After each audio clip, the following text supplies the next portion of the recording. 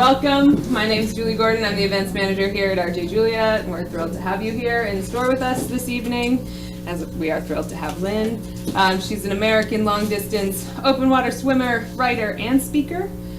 She's twice held the record for fastest crossing of the English Channel. She's the first woman to swim the Cook Strait in New Zealand, and is best known for being the first person to swim across the Bering Strait from the U.S. to what was then known as the Soviet Union, and I could go on. In addition, when she's not in the water, she's written multiple books, including Grayson, Swimming to Antarctica, and now Tales of Al. So please welcome Lynne Cox with me, a warm welcome.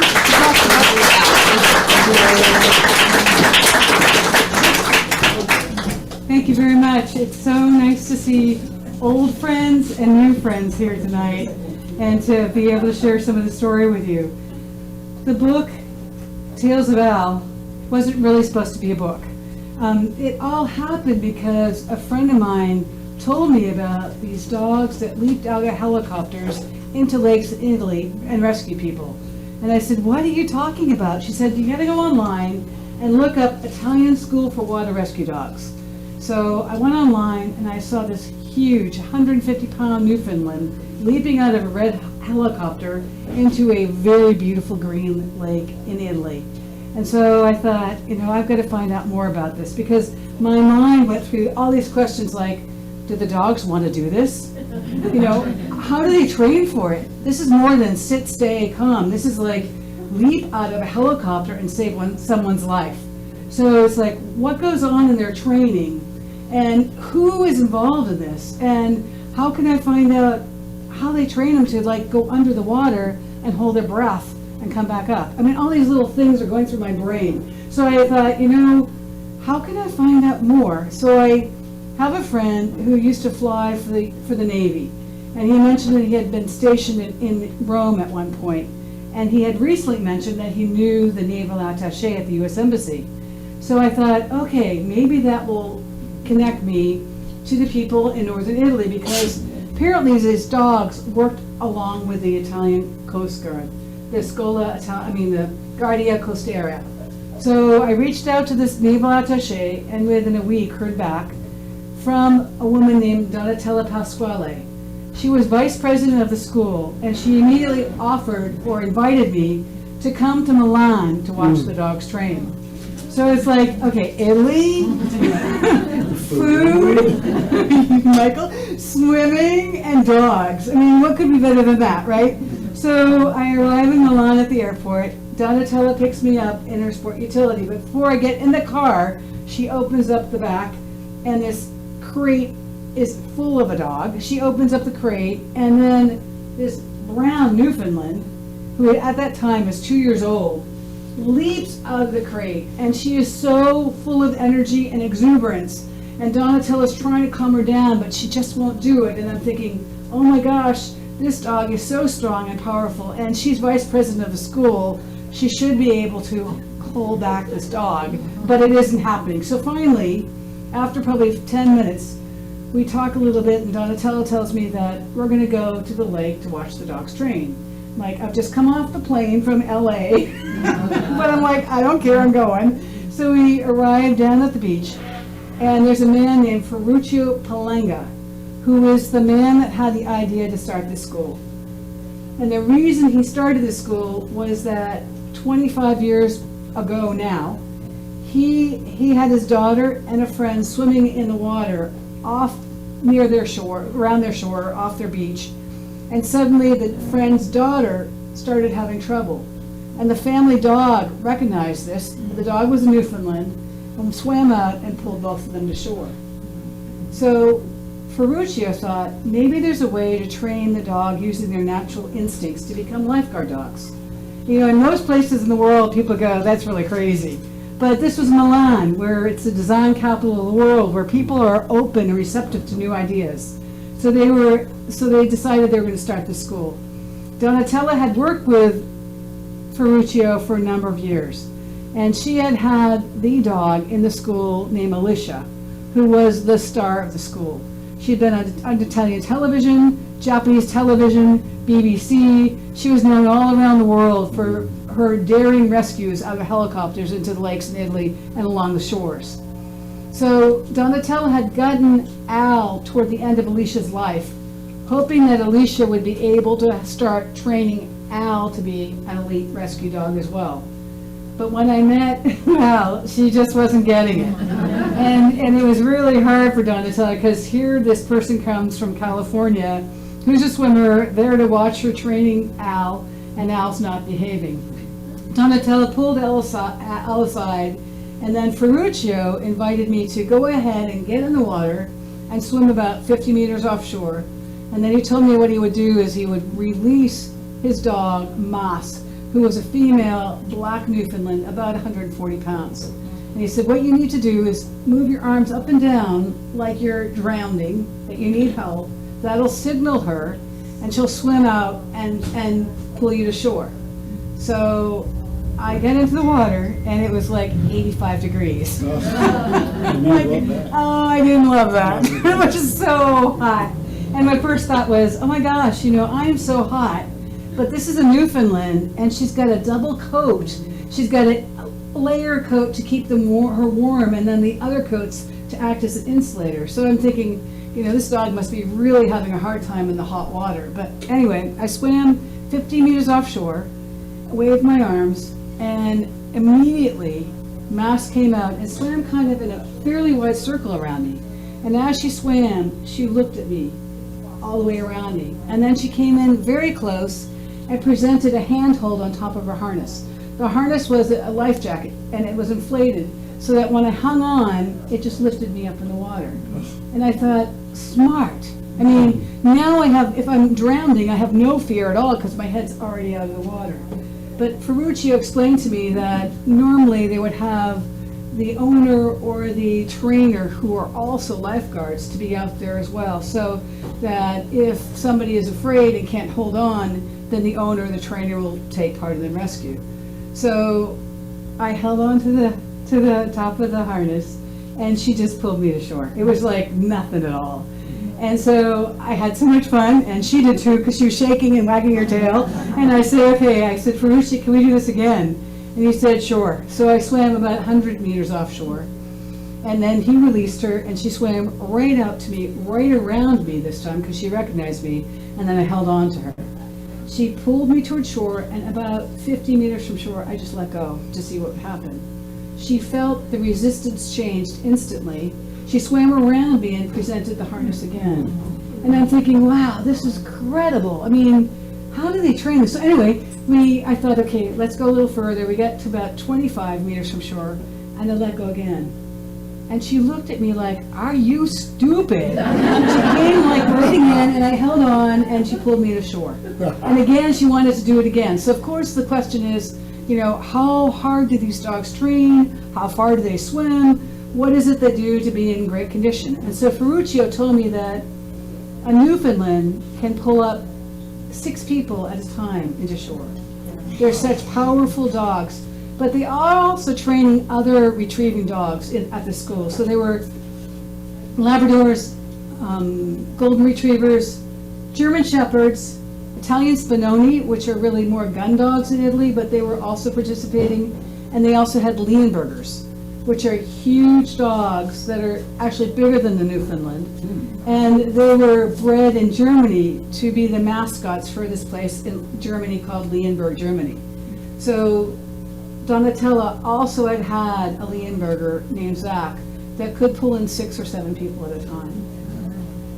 Somebody asked me a few weeks ago, why do you have to have dogs on the beach with a person if you already have lifeguards on the beach? Well, it's because the dogs can pull in so many people at a time. And last year, People magazine ran an article about 14 kids that had been pulled up by a current offshore. And somebody waved from one of these inflatable rafts. 3 Labradors and their owner saw what was happening, and they swam out and pulled in all the people. So it's not just for show, it's actually they really do this training and working together.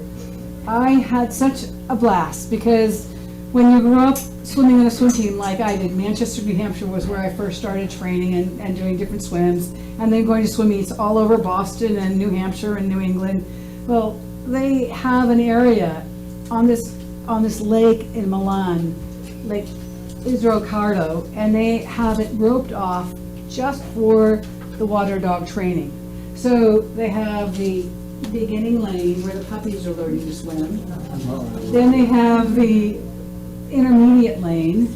Then they have the advanced lane, and then they have the elite lane. And the owners of the dogs are training together. So if you have a Newfoundland or a golden retriever that you're training to get in shape for rescues, you're swimming just as far as the dog.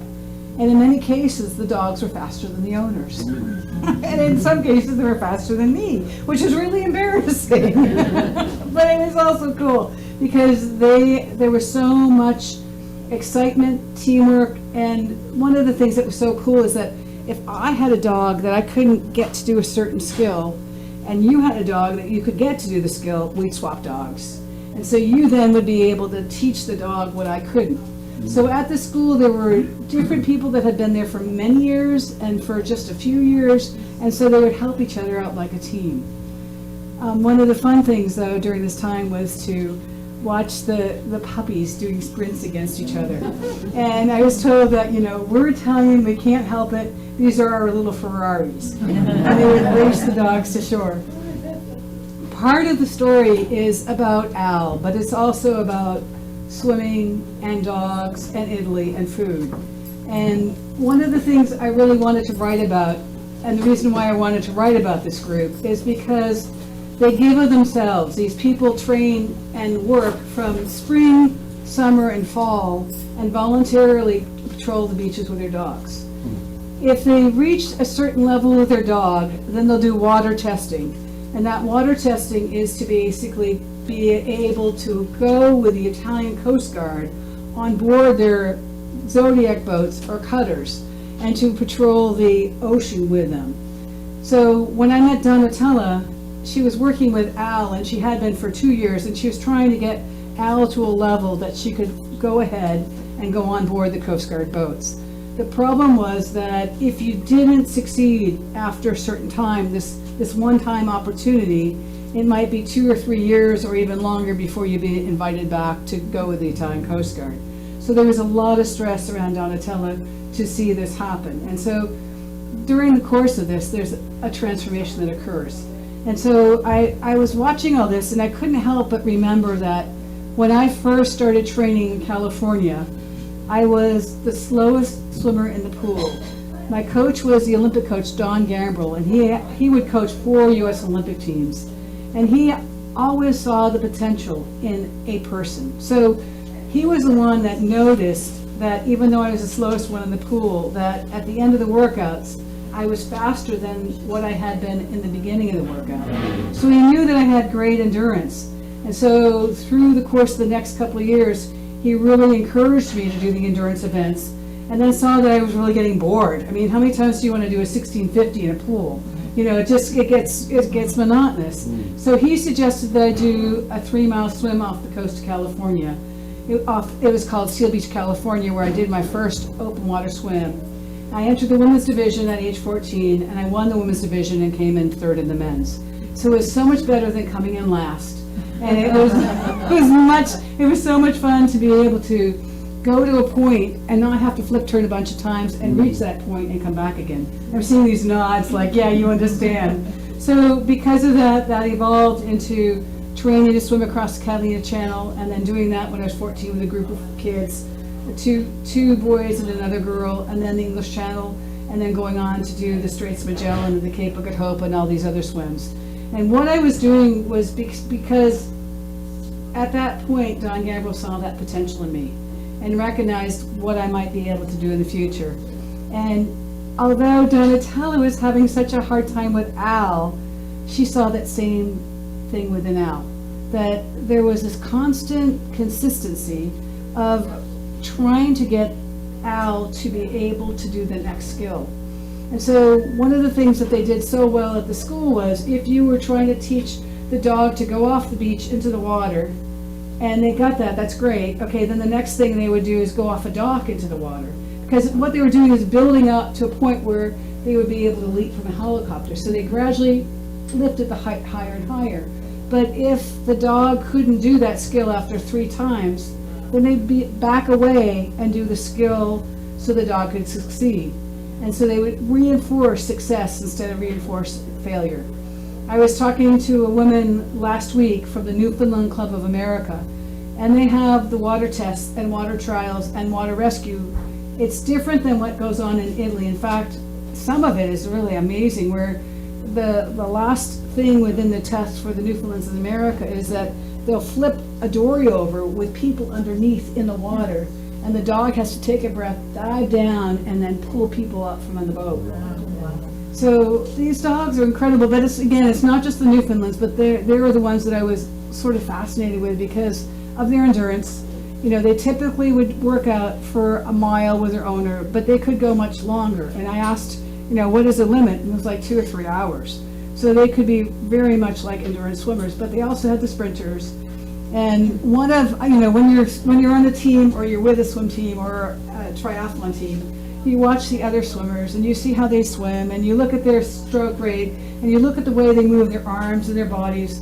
Well, I was doing the same thing with the dogs. And so with Nas in the water, I dove down to watch her stroke because I'd heard that Newfoundlands swim differently than other dogs. So I had to see. So I dove down under the water and she had massive paws that had webbing between them. And so instead of doing the typical dog paddle, she did an abbreviated breaststroke. And so by doing this kind of a stroke, you love strokes, because she did all these strokes, she was able to get more water and go faster. The other thing that I saw that was really amazing to me were the golden retrievers. I love to watch the golden retriever swim because they just seem so relaxed in the water. They reminded me of these little old ladies with the floral pink and blue and yellow caps on their heads. And there was one little girl, one female in particular, that she would just sort of look around as she was swimming and just enjoyed everything. But when they went to sprinting, I saw something I'd never seen before. This dog lifted her head, took a breath, put her face in the water and blew bubbles. Yeah, I'd never seen a dog. So by doing this whole thing, she shifted her body weight.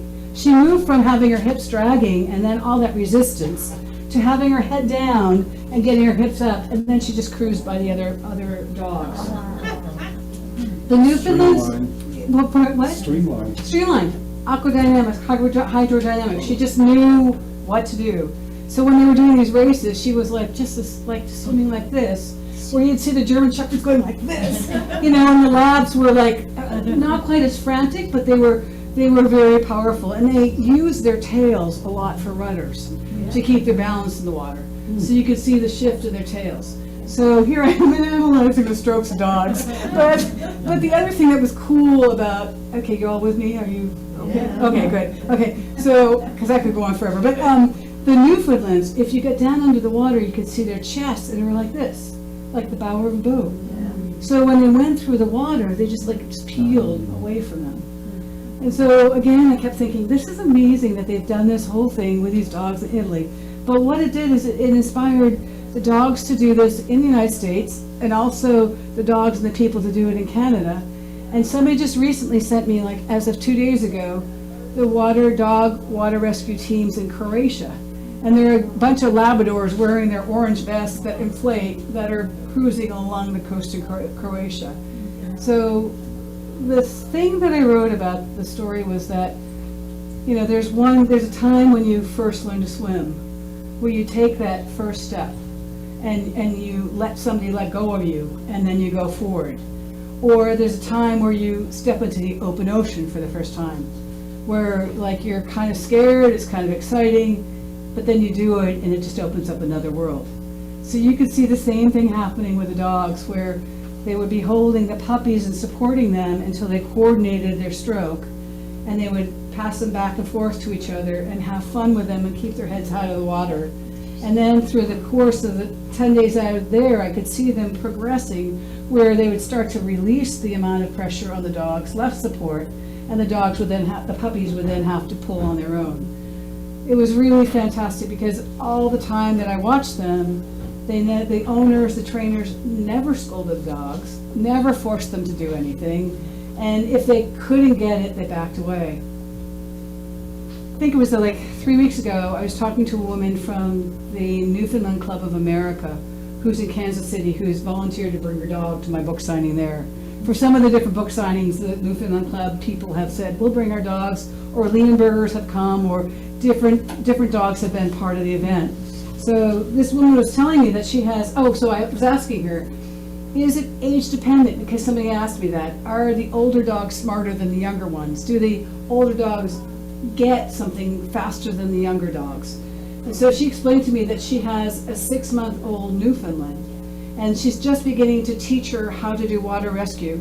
And they throw it a line into the water, and the dog immediately went in and retrieved it. She is a 10-year-old female Newfoundland, and the female Newfoundland could care less. Until she said about a week ago, where she threw in the line, and the 10-year-old went after it. And she's like, what happened? Why does the dog suddenly want to do it? Don't know. But so the idea is that they encourage the dogs to do these things if they want to do it, and they work together.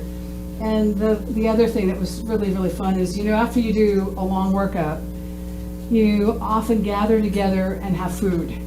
And you're tired, and you do this period of time where you debrief, where you talk about your experience, where you learn from somebody else what worked and what didn't, or you just take time to enjoy, or you talk about your life. So after one day after this training, the dogs and owners had been doing this for about 2.5 hours. We wound up going to this park that was right next to the lake, and they spread down their blankets, and the dogs laid all around. So you have these huge Newfoundlands and gold retrievers and Labradors all over the edge. And there were these Newfoundlands, because it was so hot, they're just like drooling. And I just thought that was the grossest thing. But everyone in that group had huge handkerchiefs. So if your dog started to drool, you'd grab your handkerchief and wipe the dog's face. Or I would do it. And I just thought, this is like Montessori school, where everyone's like helping each other out, everyone's part of this group, and everyone's enjoying time together. The people would give the dogs treats, but I asked if they would give them Italian cold cuts, because I thought Italy and meat, and they said absolutely not. They said there's so much salt in prosciutto or the other Italian meats that it would cause kidney damage. So while they would give them a little bit of Parmesan cheese, they wouldn't give them any of the meats.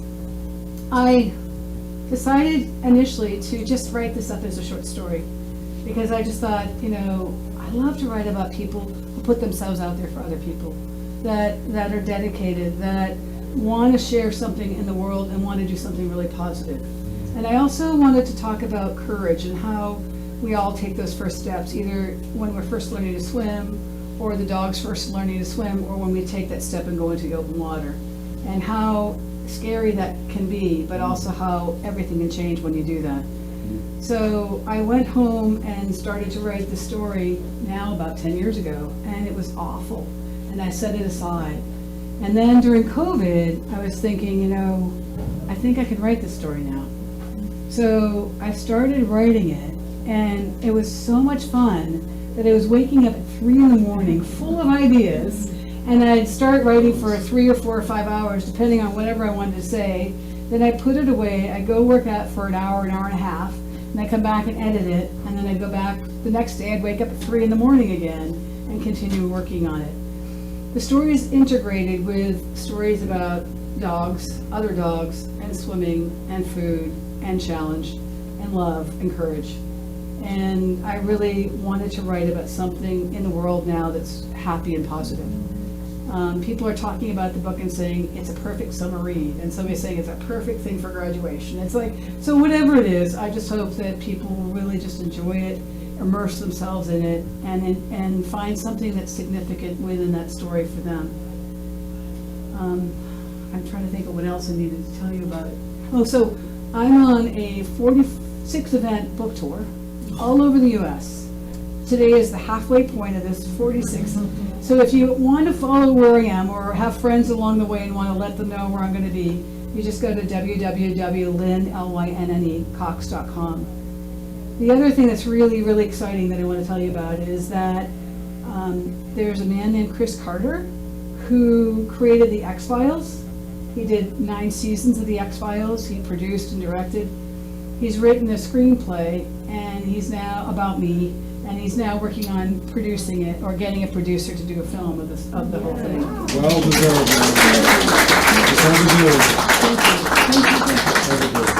I have 2 quick questions. Are they using food to motivate the dogs, so when they perform, they would get a treat?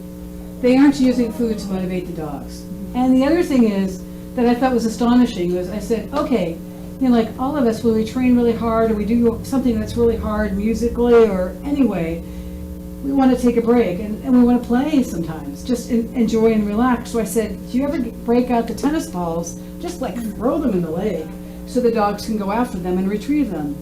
And the guy that I was talking to, Roberto, said, absolutely not. I'm like, well, why not? He said, because we have to be more interesting than the toy. We have to develop the bond with our dog. We have to be able to have that connection. Okay, I'm going to skip ahead a little bit now because now Al, who's still alive, I have to try to find out, but I think she's either 12 and a half or 13. I think she just aged to 13. And Donatella told me that she can glance at Al, and Al will know exactly what she wants. And Al can glance at Donatella, and Donatella will know what she wants. So there's this communication that goes on through each other. The other thing I forgot to mention is so many of the commands are also done in sign language because often the dogs are at a distance. So you want to be able to tell the dog. I also thought this was really important to write. The dogs are keyed into the splashing and saying, you need to come rescue me. But there are many kids and adults that drown each year because of silent drowning. You know, and people don't even know. I mean, I didn't know about it until I read about it maybe 2 years ago. It was something put out by the U.S. Coast Guard. Actually, my sister and brother had mentioned in Long Beach there's an area called the Bay or Mother's Beach where it's this very calm water. And all the parents, or a lot of parents, are there with their kids. And some of them are watching their kids, but a lot of them aren't because the lifeguards are, they think. And so the little kids, the toddlers, will walk into the water and suddenly the bottom drops off and they just go under. And so nobody sees that, like, except for the lifeguards, that, you know, that this little kid went under. And there's no sign of struggle. So I thought it was really important to talk about that for water safety. But also, there are many people, at least in California, that have pools and they have doggy doors and they let the dog out. But sometimes the dog falls in the pool and the dog doesn't know where to get out.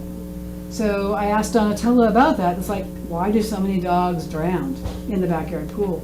She said it's because there's no there there. They can't figure out where it is to get out of the water, but if it's on a lake, they can see the shore. So part of the reason for the book is about water safety for dogs and kids. Yeah. About how high are the dogs falling when they jump out of the helicopter? Oh, great question. So I make the ceiling like twice as high.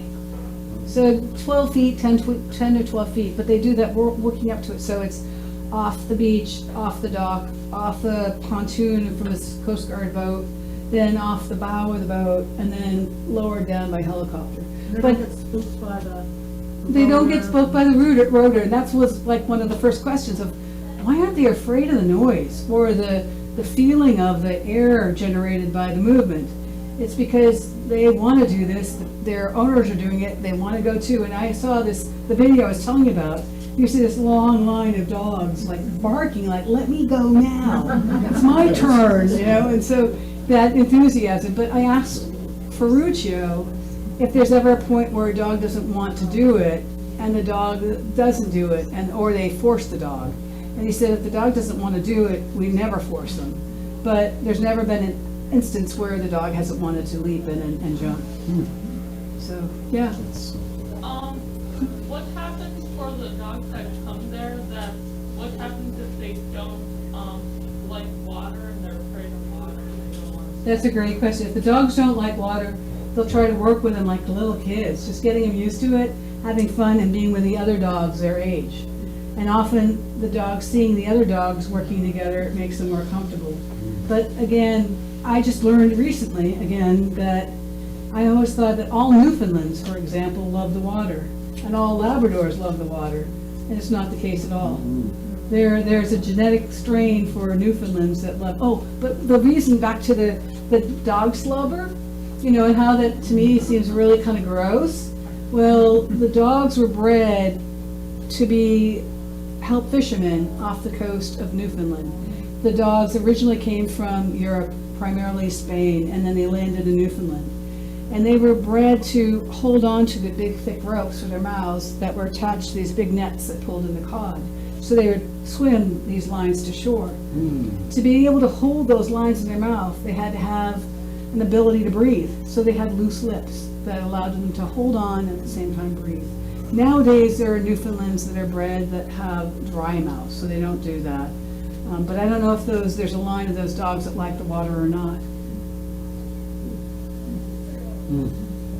Amazing. You're making me think about, you know, teaching swimming all the years, and first step is getting your head under the water, as you know. Teaching the Right. children how to do that. Right, It's right. the biggest fear that so many people have. And So I met Michael years ago because he was on Martha's Vineyard and he wanted to help get a Y built on Martha's Vineyard because a number of very wealthy people had pools, but the local people didn't. So he got a bunch of money together to bring me to Martha's Vineyard, to go around to private people's homes, to rally them, to write checks, to get the Y created. Because of your efforts, it was created. And I don't even know how many people have used that since then. Oh, it's one of the most successful in the country now, it turns out. It is one of the most successful Ys in the country. And you also did amazing swim clinics out of the Upland Sea with everybody. That was so fun, great. that was Anyway. fun. Yeah, thank you. Anyway. Does anyone, okay, one more? When you talk about the dog and the owner being a team, and I assume it's all voluntary that they offer their services to these beaches and things? Right, everything is volunteer. So they're training with a dog, it's a social, it's a club, but it's also, they're really serious about what they're doing. And they want to reach those certain levels, and they, just like being in the Navy, the Coast Guard or whatever, they have to maintain that skill level. So they're training and they're being tested all the time. And if they can't reach that standard, they don't get to go. So, It's like lifeguards in Australia. like lifeguards, well, lifeguards in the United States, you have to qualify in a certain time I think to in do. Australia they're volunteer. Most Well, of them. except for the two beaches, Bondi Beach and another beach are volunteer, but the others are the surf life saving clubs. You're right, those are all volunteer. Well, I'm gonna be, okay, a couple more questions, and I'm gonna be over there in the front area to sign anyone's books that would like the book signed, but two questions, okay. We love your books. What's next? You love my books? They're all great. Thank you, well, I'll give you a sneak peek, I've written a children's book that's coming out next year. Yeah, all right, thank you. Do you have a question too? I was just thinking about the dogs being let down from the helicopter. Would then their trainer be let down at the same time? Yes, so the dog goes first and then the trainer follows. And so the dog will go to rescue somebody, but sometimes people are afraid of dogs, or culturally they think them dirty and disgusting. So the person will go over and be the one to pull the other person in. So there's it's a team that's doing this. And they've really thought things through. Thank you. Thank you.